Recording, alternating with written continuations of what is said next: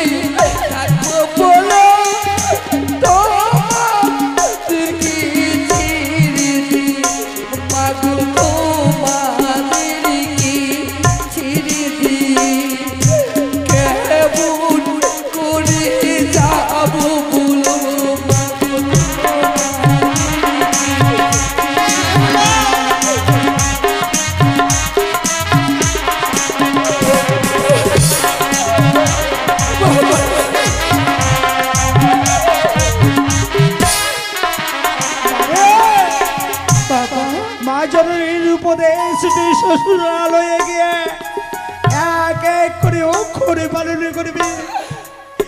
আজ যেইভাবে আমার ঘরে ওই সকালে বেলা ঝাড়ু ঝাঁটা দিয়েছিলি সেই মতো শ্বশুরালয় গিয়েও করবি রে মা। তাই হবে বাবা। আর কোথায় বাবা লক্ষিন্দর?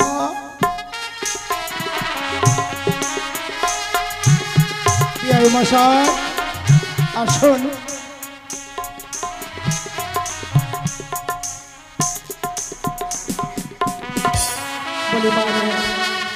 বলি নখায় বলে বাবা, আজ আমার ঘরে ছিল আমারই কন্যা হয়ে, আজ থেকে আমি তোমার হস্তে তুলে দিলাম তো পুত্র।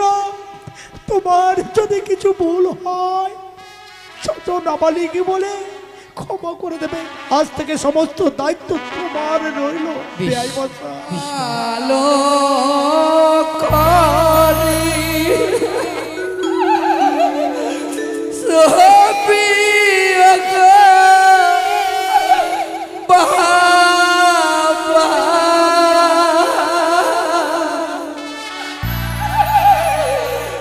তোমার যাবো তার হস্তে গো বাবা, তোমার যাবো তার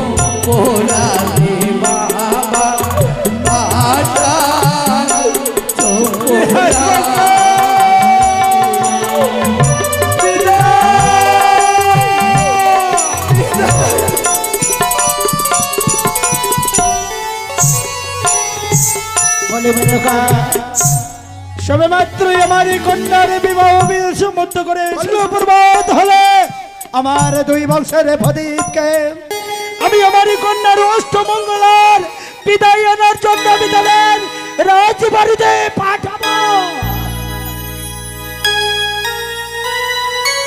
চলো আলেন তারিগণ আয়া মঙ্গল বার্তা যন্ত্র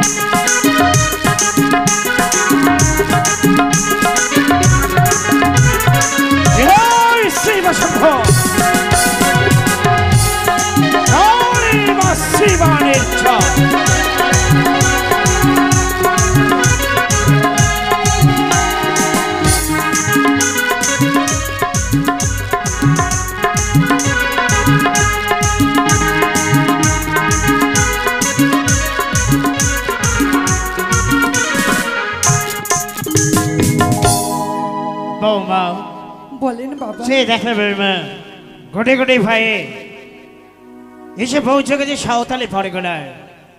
লক্ষ লক্ষ টাকা ব্যয় করে স্বয়ং দেবশিল্পী বিশ্বকর্মা কর্তৃক 1-2 করে সপ্তাহাত পাতাল খনন করে নির্মাণ করেছে আমি নিশ্চিত্র লৌহবাসরে মঞ্জ।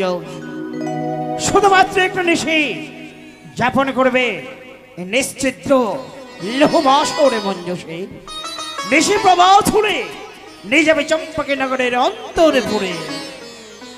বাবা হ্যাঁ বাবা, এই লৌহ বাসর ঘরে আমাদের থাকার একটু ইচ্ছে নেই গো বাবা আমি আপনাদের কাছে থাকবো বাবা। বাবা। আমি আপনাদের কাছ থেকে আমি কোথাও যাব না। পাগলিনী মা আমার অমন করে বললে কি হয়? আজ তোমার জীবনের সর্বশ্রেষ্ঠ দিন। প্রত্যেক নারীর জীবনে এই মধুজামিনী ফুলসজ্জার নিশে একবার আসে বৌমা, বারবার নয়।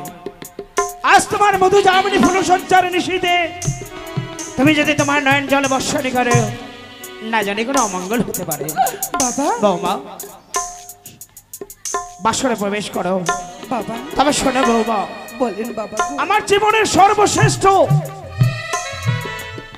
অমূল্য রতন আমার বাছা ধনকে শুধুমাত্র একটি নিশির জন্য আমি তোমার হস্তে অর্পণ করে দিচ্ছি বৌমা। তুমি আমাকে কথা দাও সারাটা নিশি জেগে থাকবে। নিশি প্রভাত হলে আমার বাছা ধনকে ফিরিয়ে দিও আমার নিকটে। তাই হবে বাবা। লাখায় বলো পিতা। বাসরে প্রবেশ কর। আশীর্বাদ করুন বাবা। দুর্গা দুর্গা দুর্গা বাসরে প্রবেশ কর।